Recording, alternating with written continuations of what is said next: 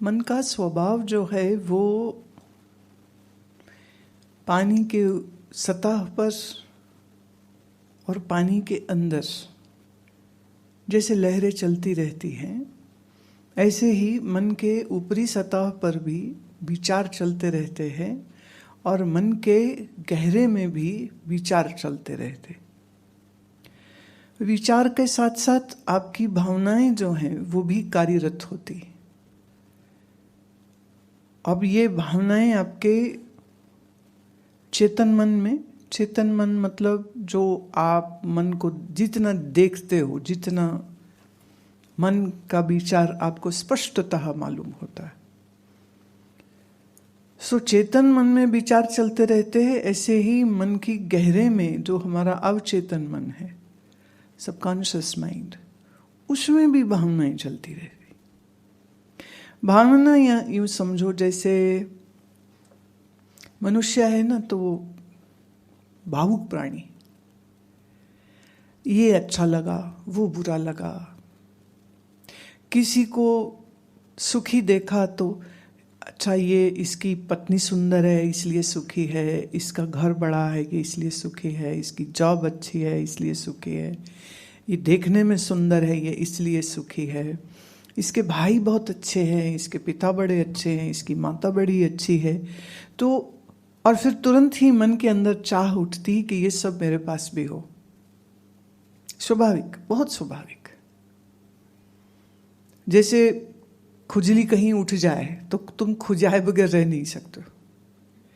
तो ऐसे ही मन जो कुछ देखता है वो सब कुछ चाहने लग जाता है। ऐसे ही मन बहुत कुछ बुरा देखता है, दुर्घटनाएं, हत्याएं, चोरी, डकैती, जेब काटी जा रही है, मारपीट करके सामान छीना जा रहा है। अब इतना जब आप बुरा देखते सुनते हैं तो मन उसमें भी एक धारणा बनाता है, ये मुझे ना हो, तो भय आता है, ये मुझे ना हो, ये मुझे ना हो जाए, या जो मेरे प्रियजन है उनको ना हो जाए। हम बहुत स्वार्थ से ही सोचते हैं ना, इसलिए बुरा किसी का ना हो हम ये नहीं सोचते हैं। जिन्हें मैं जानता हूं, जो मेरे परिचित हैं, रिश्तेदार हों, मित्र हों, कलीग्स हों, इनको कुछ ना हो जाए।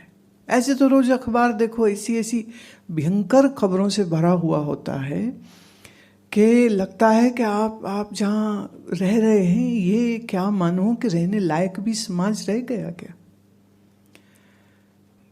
छोटे बच्चे अपहरण कर लिए जाते हैं, उनको वेश्यावृत्ति में डाला जाता है, कंटेनर्स में बोरी की तरह इंसान भर के एक्सपोर्ट किए जाते हैं इलीगली। अब इतना सब कुछ बुरा जब देखते हैं, सुनते हैं, तब मन उसमें बह खड़ा कर लेता है कि मुझे या मेरे किसी प्रियजन को ये तकलीफ कहीं देखनी ना पड़ जाए। तो जो 9 रस है ना इमोशंस के, वो 9 के 9 रस मनुष्य मन में हमेशा ही कभी बहुत मुखरित और कभी थोड़े से दबे हुए हमेशा एक्टिव रहते। चेतन मन के दिखते हैं, अवचेतन के दिखते नहीं, बट अवचेतन मन में जो गया है वो ही तुम्हारे चेतन मन को प्रभावित कर रहा होता है। तो अब आप आंख नाक मुंह बंद करके किसी गुफा में तो बैठ नहीं सकते, जीवन तो ऐसे गुजरेगा नहीं। लेकिन जो कुछ हम देखते हैं उसके प्रभाव के कारण से मन में एक बेचैनी, एक अशांति, एक दुखांत जो है वो बन जाता है। ये जरूरी नहीं कि तुम लेखक हो तभी तुम्हारी कल्पना के कुछ पात्र होंगे जिनके साथ तुम कोई कहानी रचोगे। हर व्यक्ति, हर स्त्री, हर पुरुष, हर लड़की, हर लड़का अपनी अपनी जीवन कथा के पात्र हैं, अभिनेता हैं, और उनके जीवन में जो जो दूसरे लोग होते हैं वो उनके ही कथा चरित्र के विभिन्न पात्र होते हैं। और सबकी एक स्क्रिप्ट चल रही है, सबके जीवन की एक स्क्रिप्ट चल रही है, जो तुम तुम्हारे लिए सोचते हो, जो तुम दूसरों के लिए सोचते हो। ऐसे जो दूसरे तुम्हारे लिए सोचते हैं वो तुम्हें प्रभावी करती है, जो तुम सोचते हो वो उनको प्रभावी करती है। और जब समाज में परस्पर एक दूसरे को हम शोक, मोह, चिंता और भय से आतंकित करते रहते हैं। ऐसे में हम ये चाहें कि हमारा मन शांत रहे तो बड़ा मुश्किल काम है। अब बड़े से भय है, जैसे किसी की मृत्यु की खबर सुनी तो तुम डर जाते हो कि अरे कहीं मेरे साथ भी ऐसा ना हो जाए। किसी का तलाक सुनते हो, किसी का कैंसर सुनते हो, किसी की बेटा भाग गया कि बेटी भाग गई, कि उन्होंने कहीं मर्जी से शादी कर ली, जो लोग गलत थे, जो बाद में नतीजे गलत हो गए। तो ये सब अच्छा बुरा जो ये एक परस्पर आदान प्रदान मन के तल पर हो रहा है, वो आपके मन में इतनी लहरें बना देता है कि कभी कभी किस कारण से मन दुखी हो रहा है तुम्हें वो भी पता नहीं चलता। किस कारण से मन अशांत हो रहा है ये भी समझ नहीं लगती। और फिर कभी कभी लगता है कि ये सबसे कट के रहो, दूर रहो, कहीं और चले जाओ। इसलिए कई बार संसार के दुख देख करके घबरा करके कई लोग यहाँ भी आते हैं, आश्रम में भी आते हैं, यहाँ बहुत अच्छा है, यहाँ सब अच्छा है, यहाँ सब अच्छा है। फिर कई के मन में ये लालच आता है यहीं रहना चाहिए, पर चूंकि उनके अंदर विवेक और वैराग्य तो वास्तविक है नहीं, वो तो डरे भागे आ रहे हैं। इसलिए ऐसे लोगों को यहाँ रहने की अनुमति मैं नहीं देती हूँ, क्योंकि तुम खोजी नहीं हो, तुम साधक नहीं हो, तुम एक जिज्ञासु नहीं हो, तुम सिर्फ डरे और घबराए हुए लोग हो। और जो डरा और घबराया हुआ व्यक्ति होता है वो सच ये कहीं चला जाए वो वहां भी डरेगा। जिसके मन में क्रोध और शॉर्ट फ्यूज होना, बहुत जल्दी जिनको गुस्सा आ जाता है, ऐसा व्यक्ति कहीं भी चला जाएगा तो वो स्वभाव तो वही रहेगा ना, स्वभाव थोड़ी बदल जाता है। तो वो अपने लिए और दूसरों के लिए नई समस्याएं खड़ी कर देता है। अब ऐसे में मन को शांत रख के हम अपनी अगर एजुकेशन कर रहे हैं वो, या अगर हम कुछ और जीवन में कर रहे हैं उसको हम ठीक तरह से कैसे करेंगे, मन का फोकस ठीक से कैसे बना रहे कि वो नहीं बिगड़े। तो उसके लिए वेरी सिंपल कुछ प्रिंसिपल्स हैं जिनकी समझ होनी चाहिए, और उन प्रिंसिपल्स को आप कभी भूले नहीं। जैसे संसार किसको कहते हैं? जहां संसरण होता है उसी को संसार कहते हैं। संसरण मतलब चेंज। तो जो जैसा आज है वैसा कल नहीं रहेगा, ये नियम है। तो जो दोस्त है वो कल दोस्त नहीं रहेगा, जो आज दुश्मन है वो कल नहीं रहेगा। आज अमीरी है शायद कल न रहे, आज गरीबी है शायद कल न रहे, आज स्वास्थ्य है शायद कल न रहे, आज जीवन है कल न रहे। कुछ चेंज होगा, कुछ चेंज होना स्वाभाविक है। इसलिए मैं ये सोचूं कि चेंज कुछ ना हो, ये जिद जिस दिन मैं छोड़ देता हूं, फिर कोई भी चेंज तुम्हें प्रभावित नहीं करेगा। एक कहानी मैंने सुनी थी कि एक बाप बेटा दिल्ली से मुंबई जा रहे थे ट्रेन में। सामने की सीट पर एक फैमिली थी जिनका 5-6 साल का बच्चा था, बड़ा प्यारा बच्चा, बच्चे प्यारे होते ही हैं। तो ये बाप बेटा जो ट्रैवल कर रहे हैं, ये आदमी पूरे समय उस सामने वाले बच्चे के साथ खेलता रहा। कभी कहानी सुनो, कभी उससे कविता सुनो, कभी पोएम सुनो, कभी कुछ कभी कुछ। कुछ खाने लगे तो पहले उसको पूछे।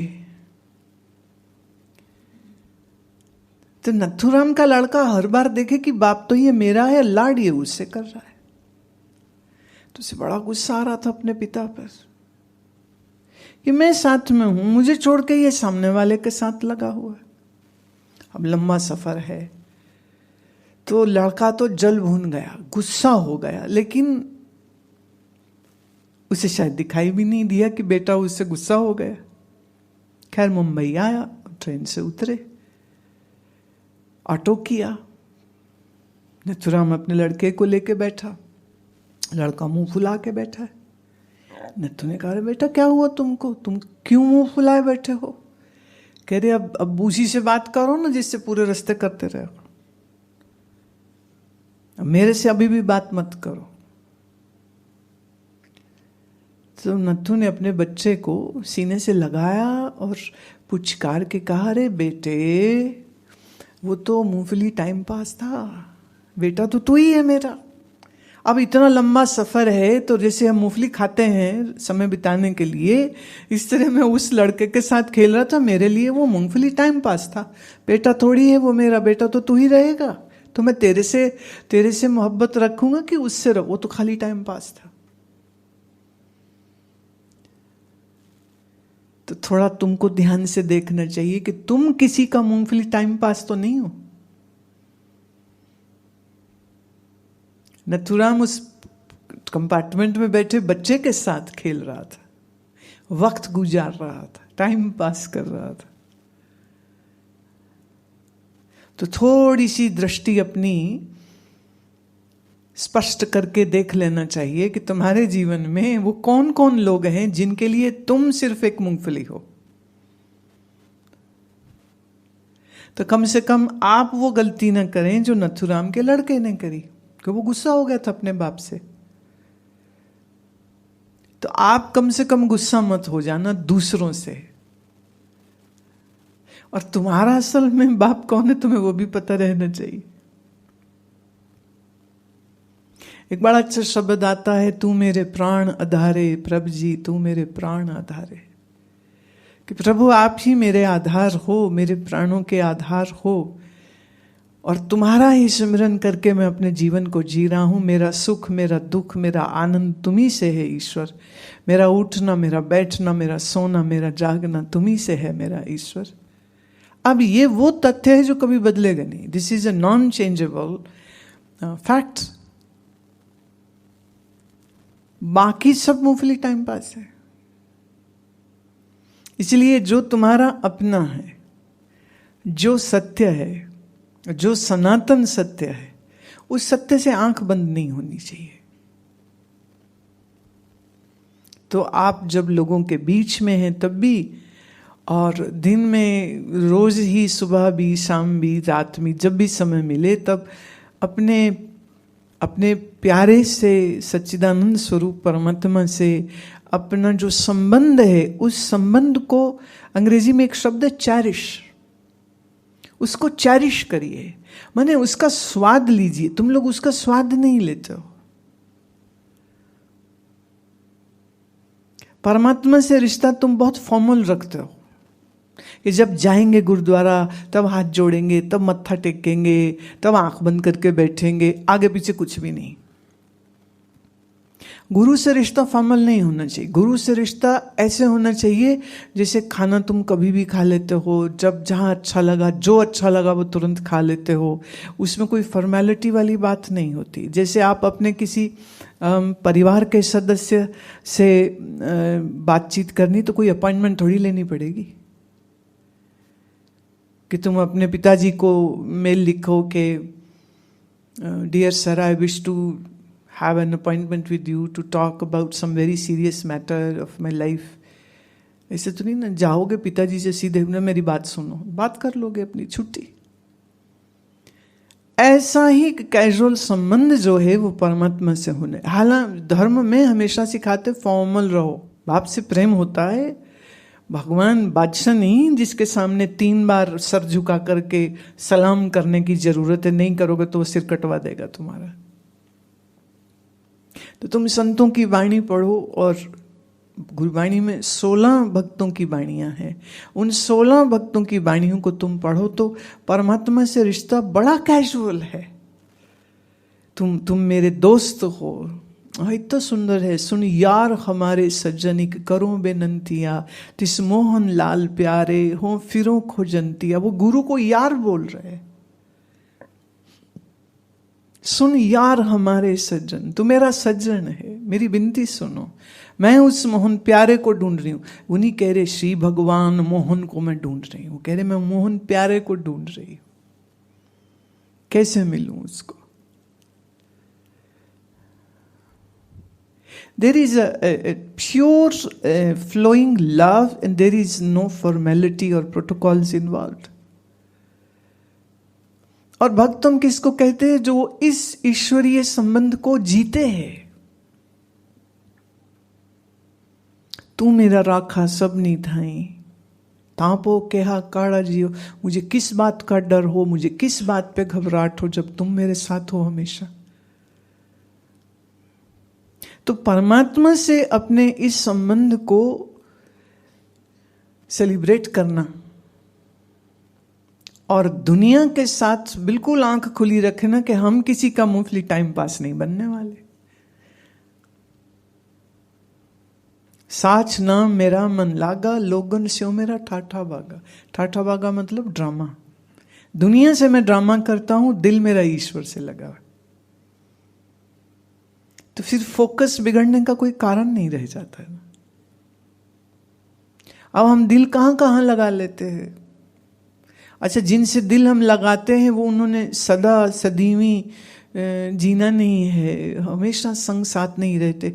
अब हम क्या बताएं, हमारे 35-36 साल के प्रचार कार्यकाल में तुम सोचो कितने लोग मुझे मिले, ऐसे व्यक्ति मिले जो खाना नहीं खाते थे, मुझे मिल न लें। मतलब 400-500 1000 किलोमीटर दूर हैं तो भी वो आएंगे, मिलेंगे, और आपके बगैर रह नहीं सकते, ऐसी बातें बोलते थे। अब सालों हो गए, मुझे यही नहीं पता वो जिंदा है कि मर गए हैं, क्योंकि अब वो दिखते भी नहीं है। हम आपके बगैर जी नहीं सकते कहने वाले लोग मजे से जी रहे हैं और हमें मिलते भी नहीं है। और फिर कभी कभी पता चलता है कि वो बंदा तो मर ही गया। मैं हैं, उर्दू में एक शब्द होता है जिसे कहते बेमुरव्वत।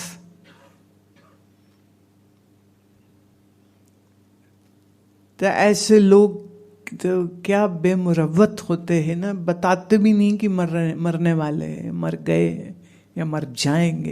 पर सोचने की बात है कि कहने की जरूरत है कि कोई कहेगा नहीं तो मरेगा नहीं, तो मर जाते हैं, बिछुड़ जाते हैं, मिलते नहीं है। जो जिंदा है वो भी मतलब कहाँ बैठे पता नहीं। भाई इतना कोई कैसे बदल सकता है? पर मैं देखती हूँ लोग बदल जाते हैं, लोगों के मन बदल जाते हैं।